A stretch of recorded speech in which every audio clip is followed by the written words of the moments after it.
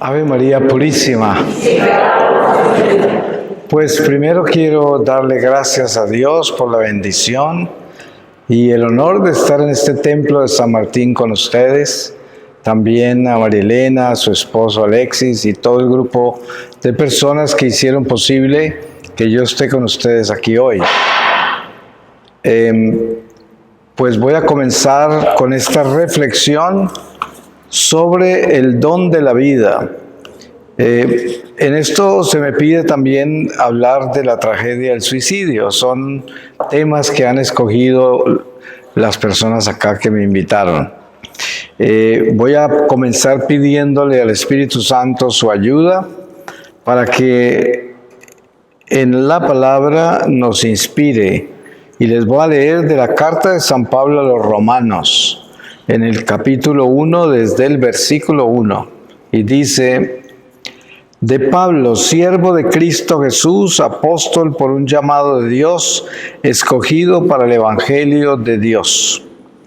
Esta buena nueva, anunciada de antemano por sus profetas en las Santas Escrituras, se refiere a su Hijo que nació de la descendencia de David según la carne, y que al resucitar de entre los muertos, por obra del Espíritu de Santidad, ha sido designado Hijo de Dios, revestido de su poder, de él Cristo Jesús nuestro Señor.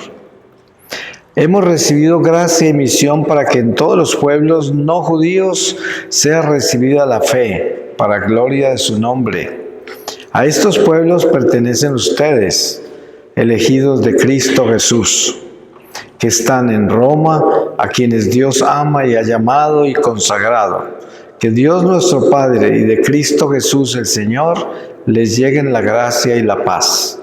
Ante todo doy gracias a mi Dios por medio de Cristo Jesús, por todos ustedes, pues su fe es alabada en el mundo entero. Palabra de Dios. Creo que tiene mucho eco el micrófono. Para nosotros, como católicos, la palabra don de la vida quiere decir Jesucristo, porque Él es el don de la vida, Él es la vida. Si entendemos quién es Jesucristo, entendemos que Jesucristo es el Redentor y es quien nos ha traído la vida, porque estábamos muertos en el pecado. Es el catecismo, ¿no?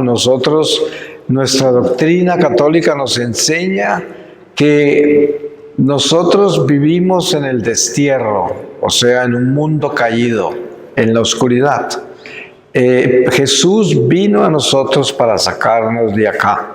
Y por eso Jesús se conoce como el camino para salir de acá. Se conoce como la verdad, porque Él nos revela la verdad que contradice a este mundo y nos promete la vida. Por eso, ¿quién es el don de vida? El don de la vida se llama Jesús, porque antes estábamos muertos en el pecado, pero Él, cuando muere en la cruz, derrota la muerte y resucita y supera algo que nunca se había superado. Todo el que había muerto hasta ese momento nunca había salido de la tumba. Porque des en cuenta que las resurrecciones que Jesús hace en su vida pública, como la que le hizo a Lázaro, fue una resurrección temporal, porque Lázaro, Jesús lo resucita, pero después muere en Francia. Es más, allá está su cuerpo en Marsella, porque fue después de que huyó de Jerusalén, cuando destruyeron a Jerusalén los romanos. Él y sus dos hermanas se fueron a Francia y San Lázaro fue el primer obispo de Marsella. Entonces, estas personas que resucitó el Señor volvieron a morir, pero Él es el único que ha salido entre los muertos y no volvió a morir. Entonces, aquí está el don de la vida, es el único que tiene la vida. Ustedes han visto en este mundo cuántos héroes tenemos, incluso los mismos apóstoles, incluso los mismos santos de todos los tiempos. Sin embargo, ¿quién ha salido de la tumba como Jesús? Nosotros seremos transformados al final de esta vida en Jesucristo si vivimos fieles a Él, y Él nos resucitará en el último día como lo prometió. Pero la vida es Jesucristo. Ahora, entendemos que en este mundo vivimos en una batalla espiritual contra la muerte. Todo lo de este mundo material señala la muerte. Es obvio que cada uno de nosotros nace con una sentencia de muerte. Todos estamos sentenciados a morir. Todos llevamos esa lápida en la espalda con nuestro nombre. Lo único que falta es la fecha, que solo Dios la conoce, pero todos estamos sentenciados a muerte. Pero la gracia en Jesucristo es que Él, en fe, como nos promete la vida, nos dice: si me siguen a mí, si me imitan a mí, si obedecen mi evangelio, no morirán, tendrán vida eterna. Entonces nosotros, desde ahora, en fe, podemos tener una mirada de vida eterna desde esta temporalidad. Esto cambia totalmente la persona. Si usted vive con una conciencia plena de que no va a morir, sino que al final de esta vida se transformará, usted es otra persona ya, porque usted no está dominado por las leyes naturales. Usted no depende del destino del mundo. Usted depende de Dios. Cree en Dios, confía en Dios y está seguro que no morirá. A pesar de que su cuerpo se pudrirá, lo enterrarán, pero su alma continuará viva y viva en la luz. Esto para el cristiano se le comprueba y es un desafío muy grande en un funeral. Miren que un funeral es la prueba más grande de fe. Usted está en un funeral y tiene solo dos opciones como cristiano. Usted encuentra la verdad de su fe, hasta dónde la vive, o su religión sin espíritu, sin esperanza. Entonces, en un funeral donde uno tiene la fe de vida eterna, uno sabe que esa persona que está ahí, en ese ataúd que ya partió, simplemente se transformó. Si es una persona que vivió con Dios, uno sabe que se transformó y no murió, que continuó viviendo. Y esto es una esperanza muy grande, un consuelo, una sabiduría extraordinaria que recibimos por el Espíritu Santo y que cambia nuestra vida.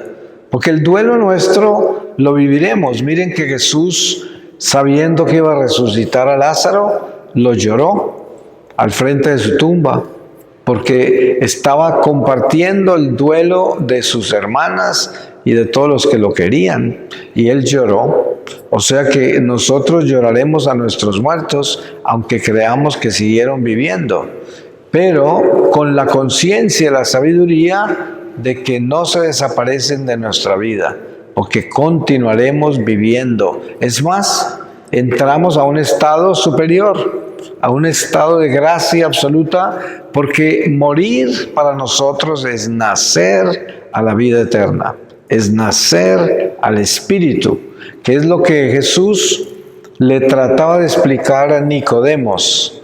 Y Nicodemos, siendo un maestro de la ley judía, no entendía qué le quería decir Jesús cuando le dijo: tienes que nacer de nuevo del Espíritu para tener vida eterna, para salvarte. Y él no entendía cómo un hombre viejo podía regresar al vientre de su madre para nacer de nuevo. Así de poco entendía el lenguaje espiritual de Jesús. Y eso es una muestra de lo que es el conocimiento intelectual de Dios, la teología, que es meramente intelectual. Así tenemos incluso sacerdotes en nuestra iglesia y teólogos que son maestros de la teología, pero que no tienen espíritu y no creen muchas cosas sobrenaturales. Muchos teólogos no creen que existe el infierno o que que es necesaria la confesión, son antidogmáticos muchos de ellos. Y así Nicodemos no entendía qué le decía el Señor, pero el Señor con mucha claridad estaba explicando que nosotros nacemos a la plenitud de la vida en el momento en que terminamos esta vida terrenal. Y entonces el llamado a entender el don de la vida es un llamado que nos invita a, en fe, abrazar la esperanza de vida eterna, en fe. ¿Se acuerdan que Jesús tuvo una experiencia con sus apóstoles al resucitar? La primera vez que se les apareció a todos que estaban unidos rezando en ese cuarto de arriba, instituyó el sacramento de la confesión y les sopló el Espíritu para que entendieran lo que les iba a decir, porque todavía no habían recibido el Espíritu Santo. Pero Santo Tomás no estaba entre ellos. Y cuando le contaron que habían visto a Jesús y todo lo que él hizo, no creyó. Él dijo, tengo que meter mis dedos en sus llagas y mi mano en su costado. La segunda vez cuando aparece Jesús, ya está Tomás. Y él inmediatamente lo ve, se hinca y dice, Señor mío y Dios mío. Esto es tan trascendental que es parte de nuestra divina liturgia. Está en la liturgia lo que Santo Tomás dijo, pero Jesús inmediatamente él se hincó y le dijo eso, le dijo, Tomás, porque me ves, crees. Dichoso el que cree sin ver. Y esta invitación que hace Jesús es la invitación que tenemos en la iglesia para espiritualizar nuestra religión, nuestra vida. Los misterios que nos han sido revelados a través del Evangelio y la misma doctrina en el catecismo deben tener espíritu, que quiere decir hacer lo que Jesús le pidió a Tomás. Dichoso el que cree sin ver. Hay muchas cosas en nuestra fe que no entendemos. ¿Cuántas veces leemos la palabra de Dios y quedamos como, wow, no entendemos? Pero no se trata de entender, se trata de creer que es la palabra de Dios y que como es la palabra de Dios es perfecta y aunque yo no la entienda, viene de Dios. Eso es lo que importa, creer sin entender, es lo mismo que creer sin ver. Y por eso no se trata nunca de cuestionar. Ustedes han visto toda esta gente súper inteligente que están llenos de preguntas, escudriñando los misterios de la fe. ¿Y por qué? ¿Y por qué? ¿Y por qué? ¿Y por qué? Y de eso están hechos los ateos. De eso está hecha la soberbia humana. ¿Por qué? ¿Por qué? ¿Por qué?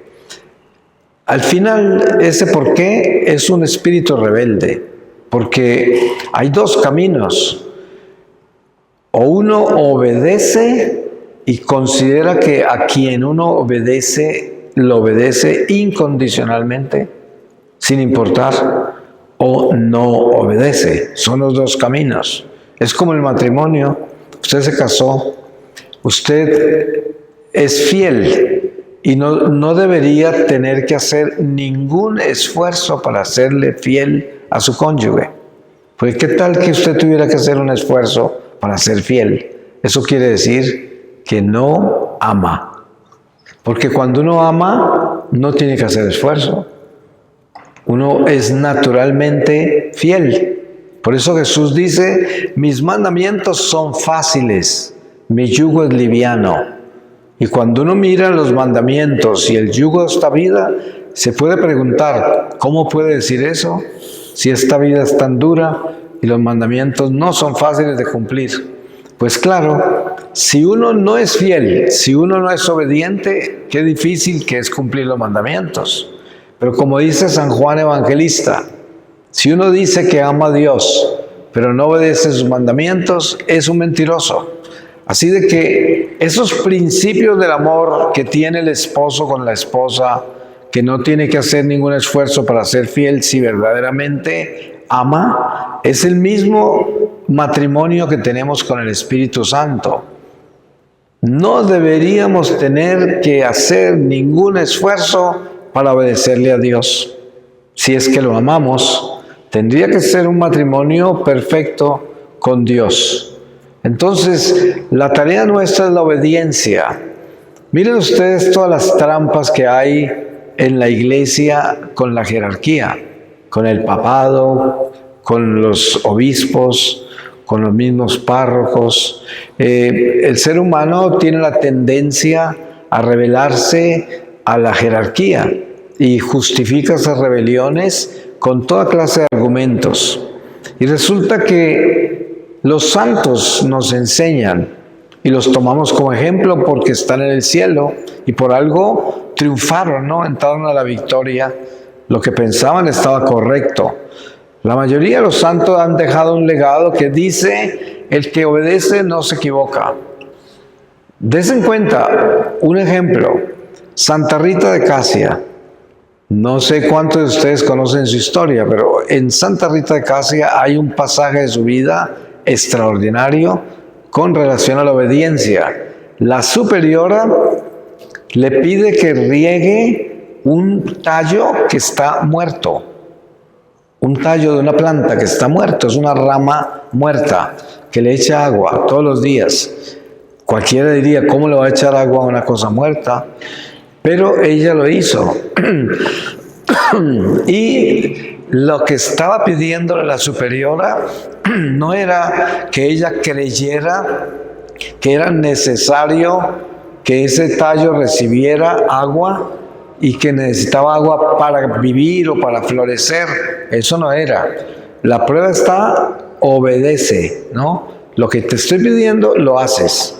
Aunque sea absurdo, no tiene sentido echarle agua a una rama muerta. Pues, ¿qué sucedió? Que la obediencia de Santa Rita de Casia floreció, porque ese tallo floreció, estaba muerto. Y hoy en día, tantos años después, ahí está la planta en flor en ese patio, preciosa, de un verde único, todos estos años. Pero lo que floreció ahí no fue ese tallo, sino la obediencia. Entonces, el Padre Pío es una muestra de eso con la iglesia.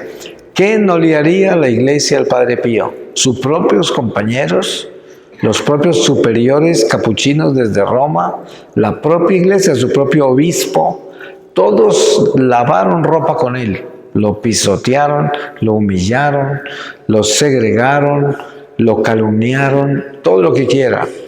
Nunca salió una mala palabra de la boca del Padre Pío contra nadie de la iglesia a lo que lo estaban ultrajando.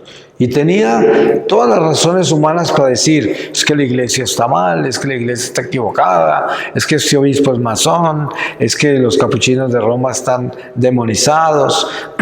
¿Cuántas cosas no tiene uno de razón para irse contra las personas? No lo hizo. ¿Por qué? Porque él no le estaba obedeciendo a esas criaturas humanas. Él estaba en obediencia a Dios. Eso es. Miren ustedes la catequesis tan extraordinaria de Jesús con Judas Iscariote.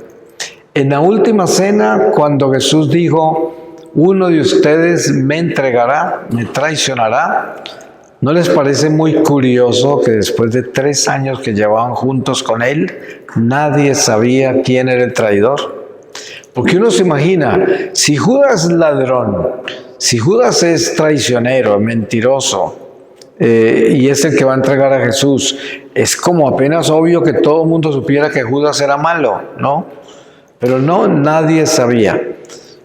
Y esa catequesis tan extraordinaria de Jesús, ¿qué nos enseña a nosotros? Nos enseña que nosotros tenemos que tener mucho cuidado con la humanidad de la iglesia. Yo viví unas experiencias muy particulares a nivel místico durante el papado del Papa Francisco. Especialmente en Latinoamérica tuve unas situaciones muy difíciles por la persecución que él tenía. Yo personalmente habían cosas de la doctrina social del Papa que no me entusiasmaban, pero había algo que yo sabía y que yo lo había aprendido del Señor, y es que nunca, jamás podría yo ni siquiera pensar en atreverme a irme contra el Papa, pero ni en los sueños más salvajes, nunca, porque sería el error más grande, porque precisamente esa humanidad del Papa podría ser mi piedra de tropiezo completa, porque sin importar en qué anda el Papa, yo le obedezco a la Iglesia, a Jesús. Y cuando vengo a esta parroquia, ¿a quién vengo a visitar acá? Yo no vengo a visitar al párroco, yo vengo a visitar a este Señor que está aquí en este sagrario. Esa vela que está prendida ahí es mi alma adorando al Señor. Es su alma, nuestra alma, adorando al Señor con una luz del destierro.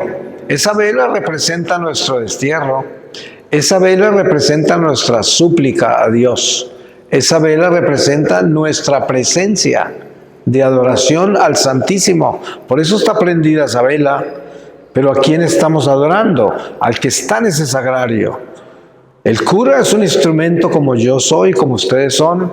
Entonces yo no vengo a ver al cura. Y si el cura se para en la cabeza y hace cosas horribles, a mí no me va a quitar mi amor a este Señor que está en el sagrario, porque a Él fue a quien vine a ver. Entonces, ¿dónde está la trampa? En la humanidad de la Iglesia. Por eso me da tanta tristeza cuando oigo a la gente justificar las persecuciones que le hacen a la Iglesia, a los mismos parroquianos, al cura, al obispo, al papa. Todo eso está equivocado. Lo único que está correcto es el silencio, la prudencia, estar siempre prudente y que no salgan palabras de nuestra boca para criticar o juzgarnos entre nosotros. Eso no se puede hacer. Y qué difícil que es. Ustedes se dan cuenta, como dice el apóstol Santiago, que tiene una de las catequesis más hermosas sobre la lengua. Él dice, el hombre ha sido capaz de domar hasta los animales más gigantescos. Ballenas, elefantes, animales gigantescos los ha domado el hombre. Los maneja con una cuerda, a veces con la voz solamente. Se ha visto ballenas manejadas con un grito, pero nunca ha podido domar su lengua. Es el animal más brioso, más difícil, más resbaloso, más rebelde, nuestra lengua. Y por la lengua han caído imperios enteros. Se han destruido matrimonios, amistades, con la lengua, con una sola palabra que sale de la lengua. Por eso, una de nuestras tareas más importantes es asegurarnos de cerrar la boca. Como dice el refrán criollo, en boca cerrada no entra mosco, ¿no? Por eso nosotros tenemos que aprender a que la prudencia, el silencio, el recato, la humildad son esenciales para construir un buen corazón, para edificarnos en el amor. Que seamos capaces de contenernos. Y así quiera yo ahorcar a otro que está al frente mío, que está haciendo cosas y barbaridades contra mí, o algo que no me gusta, algo que me escandaliza, y que sea capaz de estar en silencio y por dentro renovarme, perdonar y orar por esa persona. En vez de odiarla, buscar cómo desquitarme, guardar lo que dijo para después con eso mismo herirlo, sino sanarlo, inmediatamente lo oigo. Mientras estoy oyéndolo, por dentro lo estoy sanando. No me estoy hiriendo con eso, sino que me estoy sanando, liberándome de lo que estoy escuchando. Y esto es importantísimo porque es una disciplina espiritual que la necesitamos, porque nosotros dependemos de la sangre. Ustedes saben que la sangre es vida. ¿Qué sucede cuando una persona muere? La sangre se detiene, deja de circular y muere. Y es más, la sangre se pudre. En pocas horas se pudre la carne, la sangre. Entonces dependemos de esa sangre que circula. Pero al mismo tiempo, Mientras la sangre nuestra circula por dentro de nuestro cuerpo, la sangre no tiene sino dos direcciones: se está corrompiendo o se está purificando. Ustedes se dan cuenta, cuando usted tiene ira, la ira se manifiesta en su rostro. ¿Cómo se pone su rostro con la ira? Rojo, ¿no? ¿Y ese rojo de dónde viene? De la sangre hirviendo mala. ¿Cómo será de mala esa sangre? Que le puede hacer daño a uno de sus órganos vitales. En un momento de rabia muy grande, te puedes dañar el hígado, los riñones, el corazón, el estómago, los ojos, el cerebro. En un momento de ira, ¿sí? Muchas personas se han hecho daños letales por un momento de rabia, ¿no? Entonces, imagínense un iracundo, una persona que le da rabia cada rato, pues es como un suicida, porque eso son puñaladas que se da a su salud y le hace daño a otros. Y todo eso viene de la sangre. Entonces, por eso nosotros buscamos purificar nuestra sangre. Ustedes se dan cuenta que Jesús escoge a ciertos santos y los deja como cuerpos incorruptos. Seguramente algunos de ustedes han visto un cuerpo incorrupto. Uno de los más recientes es el Padre Pío. Santa Bernardita de Subirú, la vidente de Lourdes, es uno de los cuerpos incorruptos más perfectos que hay. ¿Qué sucede con un cuerpo incorrupto? Miren ustedes que ningún cristiano de las sectas tiene un cuerpo incorrupto, ningún pastorcito de esos. No, si lo tuvieran, lo tendrían en un pedestal exhibido y quién sabe cuánto explotarían con eso. No lo tienen, nadie lo tiene, solo nosotros. ¿Por qué lo tenemos? Por la Eucaristía. Solo la Eucaristía puede cristificar la sangre, hasta el punto que la deja cristificada, no se descompone. Sangre de Cristo. Es la prueba. Los únicos que tienen cuerpos incorruptos fuera de la Iglesia Católica es la Iglesia Ortodoxa, porque ellos tienen la Eucaristía de verdad.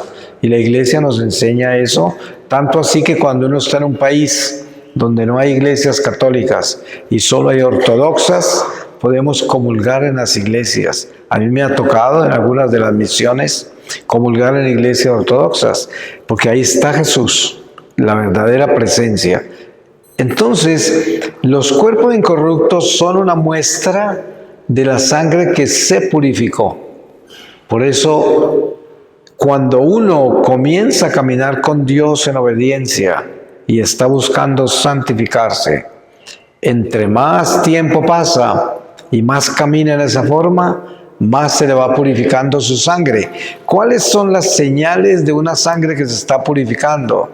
La paz, el gozo, la esperanza, un corazón sereno, un corazón caritativo, un espíritu de servicio incondicional, impulsos al amor naturales, sin ningún esfuerzo, porque la sangre es buena. Sí, una sangre buena es paciente, es tolerante, es compasiva, es agradecida, porque uno de los atributos más grandes de la sangre buena es la gratitud. Una persona que es grata tiene una sangre liviana, fluida, buena. Tiene una buena sangre. Y todo lo pagamos con sangre. Aquí donde estamos en este templo, en este momento, estamos consumiendo sangre para hacer lo que estamos haciendo. Porque solo la sangre nos tiene sentados acá y escuchando. Todo nuestro cuerpo está trabajando por medio de la sangre para poder estar haciendo lo que estamos haciendo acá. Y todo lo que hacemos, lo hacemos por medio de la sangre. Entonces, la sangre es vida. O sea que el don de la vida está directamente relacionado con la sangre. Por eso es que se dice, la sangre de Jesús compró nuestra cárcel, ¿cierto? Nosotros éramos prisioneros del pecado, prisioneros del demonio, y con la sangre del Señor, que es una sangre pura, nos compró, nos liberó, nos desató. Y por eso, cuando nosotros entendemos ese don de la vida a través de la sangre, sabemos que para romper estas cadenas de la mortalidad, tenemos que purificar nuestra sangre, que quiere decir santificarse. Eso es purificar la sangre, volvernos buenos. Ahora hay un pasaje acá, dentro de la invitación de esta reflexión, que habla de la tragedia del suicidio. Es una solicitud que se hace. Yo les puedo compartir una experiencia personal. Un hermano mío se suicidó y estaba en pecado cuando se suicidó. Cuando yo empecé, y esto sucedió antes de que el Señor se me apareciera, antes de mi encuentro con Dios. Pasaron como 3 años de mi vida misionera y yo siempre tenía la inquietud del destino de mi hermano, dónde había terminado. Pero no lo tenía como una obsesión, sino lo tenía como una oración, lo tenía como una intercesión, una intención, así lo llevaba, en silencio. Y la misión, pues, siempre lo ofrezco por todas esas intenciones. Y un día estaba en una aparición que está aprobada por la iglesia, que es muy preciosa, que es Nuestra Señora de Knock en Irlanda. No sé cuántos de ustedes la han escuchado, pero los que no la han escuchado la pueden buscar en Google. Knock, K-N-O-C-K, Knock. Es un pueblito muy pequeño de Irlanda. Hay una aparición durante una de las hambrunas, después de que el cura de la parroquia, de una iglesia muy pequeña, celebró 100 misas por las almas de purgatorio, pidiéndoles ayuda por esa hambruna de Irlanda. El día que terminó las 100 misas, cerró la iglesia. La puerta era puerta de barrotes de metal, de hierro, y no tenía vidrio, se veía hacia adentro. Y se fue. Y después aparece la luz de esa iglesia prendida y la gente pensaba que el padre se había olvidado apagar la luz. Y se vinieron hacia la iglesia varios, pero en ese momento aparece la Virgen María con las manos así, mirando hacia arriba, en oración. Aparece San José a su lado izquierdo. Al lado derecho, San Juan Evangelista con las escrituras abiertas y un altar con un cordero rodeado de ángeles. Y era una aparición silenciosa, sin vidente, sin mensaje hablado, pero se dice que es una de las apariciones que más mensaje tiene, a pesar de que no hubo una voz, no hubo un vidente. Y resulta que esa aparición, pues es prácticamente de las almas de purgatorio. Entonces, estando allí, y yo esa primera vez que fui allá, no sabía la historia bien. Entonces, no sabía que eso tenía nada que ver con las almas. Afuera de la iglesia hay una estatua de Santa Teresita del Niño Jesús, quien es la patrona de mi misión y patrona de todas las misiones. Y yo salí a orar al frente de su estatua. Y ahí, orando con ella, se vino mi hermano a mi memoria, así nomás, se me vino. Entonces yo dije, ay, mi hermano debe necesitar oración. Pero lo primero que sentí fue, si él necesita oración, es que no se condenó, porque un condenado no va a pedir oración. Pero no estaba seguro, porque eso podía ser sugestión mía, por el dolor que tenía de lo que pasó con él. Entonces me fui para mandarle a hacer una misa en esa basílica, pero sin saber que eso tenía nada que ver con las almas. Llegué a la ventana de esa recepción ahí y le dije a la señora, necesito mandar a hacer una misa para un difunto, un hermano que se suicidó. Entonces la señora me dice, pues llegó al lugar perfecto, porque esta es la iglesia de las almas, y sobre todo con un alma como la de su hermano, así. Entonces ella me ofreció varias cosas y yo hice lo mejor de todo, y me fui. Pues estaba en Portugal como unas 3 semanas después, en misión en la isla de Madeira. Y ahí, caminando por un bosque, por un lugar donde están las estaciones del Vía Crucis, en una de esas estaciones tuve una manifestación del Señor que me mostró que mi hermano se había salvado. Y miren lo curioso, lo increíble. Mi hermano, cuando tenía 6 años, por alguna razón, le dio por irse todos los días a misa de 5 de la mañana con mi abuela materna. Y yo los veía desde la ventana porque nos levantábamos para el colegio muy temprano. Y él pasaba con mi abuela para la iglesia. Era una capilla de unas monjas belemitas. Resulta que mi hermano era monaguillo de esa capilla. Por 3 años fue monaguillo. Y el Señor me mostró que esos 3 años de servicio a la iglesia lo rescataron de su suicidio. Obviamente que él seguramente quedó en un purgatorio difícil, que después la historia sigue, porque ustedes saben que existen las indulgencias plenarias y todo esto, y yo seguí trabajando con su alma. Pero lo que les quería compartir es que ese sentido del suicidio quiere decir esto: solo Dios conoce el corazón. Nunca se sabe qué sucedió con el que se suicidó, porque la mayoría de los suicidios son pérdida del sentido, o sea, una persona no está en sus 5 sentidos cuando se suicida. Entonces, la mayoría de suicidas son inocentes del suicidio, porque muchos son enfermos mentales, están enfermos de depresión. Es muy común el suicidio por la depresión. Ustedes se dan cuenta que es lo más frecuente, ¿no? Yo tengo 20 casos que conozco de suicidas que eran extraordinarias personas, de fe, de oración, de la iglesia, buenos, gente así, y de pronto se suicidaron, pero padecían de depresión.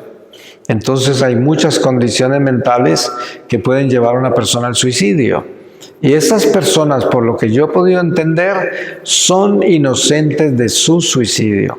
Ahora, ya tendrán que vivir un juicio ante Dios del resto de sus vidas, ¿no? De todas sus acciones y de todo lo demás. Pero eso está el purgatorio. Pero no se condenan por el suicidio. Porque antes la iglesia creía que un suicida se condenaba y no permitía que lo enterraran en un camposanto, en un cementerio. Pero eso lo cambiaron en el Concilio Vaticano II, creo. Lo cambiaron y ya empezaron a enterrarlos en los cementerios de la iglesia y también a orar por ellos, a interceder por ellos y a hacer funerales en la iglesia, porque ni siquiera podían hacer un funeral para un suicida. Era muy triste eso, ¿no? Todos los que murieron en esas condiciones. Pues eso es lo que les puedo compartir sobre el suicidio. Yo no sé nada más, porque en realidad es un misterio en la forma en que termina la vida para algunas personas. Todos quisiéramos morir en la cama, rodeado de nuestros seres queridos, en oración, en gracia de Dios, tener una buena muerte, todos quisiéramos. Pero muchos no alcanzan una muerte así, muchos mueren en la guerra, en el mar, lejos de todo el mundo, en algún accidente, en un avión, quién sabe, uno no sabe. Pero como decía Santa Mónica, la mamá de San Agustín, decía, porque él estaba preocupado dónde quería ella que la enterraran. Y ella dijo, no te preocupes por mi cuerpo, preocúpate por mi alma, ora por mí, ora por mi alma. Y por el cuerpo dijo, no importa a dónde me entierran. Entonces, tenemos que tener esto muy claro de que la preocupación nuestra no debe ser cómo vamos a morir, aunque siempre debemos interceder por una buena muerte. La iglesia nos lo pide y sabemos que los patrones de la muerte más importantes son San José y San Miguel Arcángel. Pero, sin embargo, nosotros todos tenemos que tener en cuenta que la buena muerte es un corazón convertido, contrito, Mucha gente me habla a mí de los finales de los tiempos y todos estos mensajes que hay aterradores. Cada que hay guerras que se encrudecen y se vuelven peligrosas, aparecen todos los falsos videntes y falsos profetas. Es la cosecha de ellos y los terroristas religiosos con esos mensajes. Yo detesto eso, porque yo pienso que nosotros como católicos lo último que necesitamos es preocuparnos por el futuro, cuando el Evangelio es muy claro. Jesús dice: a cada día con su afán. Y dice: nosotros no tenemos que preocuparnos qué vamos a comer o qué vamos a vestir mañana. Tenemos que preocuparnos de serle fieles a Dios hoy. Por eso todo ese mensajerío es innecesario. La Virgen María ha dado muchas advertencias de muchas de las apariciones sobre castigos. ¿Pero por qué? Porque ella dice: si la humanidad no cambia, puede desatarse la ira de Dios y pueden pasar cosas muy graves. Pero eso no debe asustarnos a nosotros, porque si usted es fiel, si usted está haciendo lo que Dios le manda hacer, viviendo la voluntad de Dios, usted no tiene que preocuparse de nada, porque usted va a estar preparado el día que lo llame. Así le caiga una teja en la cabeza, así se caiga de una silla y se muera, o de un caballo, o se muera aquí en la iglesia. No importa, eso no tiene diferencia ninguna. Lo importante es dónde está su corazón. Como dice la palabra, allí donde está su tesoro, ahí está su corazón. Entonces, que al morir, el tesoro nuestro no vaya a ser nada de la tierra, que el tesoro nuestro no van a ser criaturas humanas, o el dinero, o nuestras ambiciones, o las cosas materiales que tenemos, que nada de eso sea nuestro tesoro, sino que nuestro tesoro sea Dios, Jesús. Y en esa forma vivimos en orden. Voy a terminar con una lectura de la palabra, donde el Espíritu Santo nos quiera llevar, y les voy a leer de la carta a los Gálatas, en el capítulo 6, desde el versículo 1. Hermanos, si alguien cae en alguna falta, ustedes los espirituales corríjanlo con espíritu de bondad. Piensa en ti mismo, porque tú también puedes ser tentado. Lleven las cargas unos de otros, y así cumplirán la ley de Cristo. Si alguno se cree algo cuando no es nada, se engaña a sí mismo. Que cada uno examine sus propias obras, y si siente algún orgullo por ellas, que lo guarde para sí y no lo haga pesar sobre los demás. Para esto sí que cada uno cargue con lo suyo. El que se hace instruir debe retribuir al que lo instruye con cualquier cosa que tenga. No se engañen, nadie se burla de Dios. Al final cada uno cosechará lo que ha sembrado. El que siembra en la carne y en la propia, cosechará de la carne corrupción y muerte. Palabra de Dios. Pues le damos gracias a Dios y lo bendecimos, porque Él es santo y misericordioso. Amén. Pues ahora tomamos un descanso de ¿cuánto tiempo?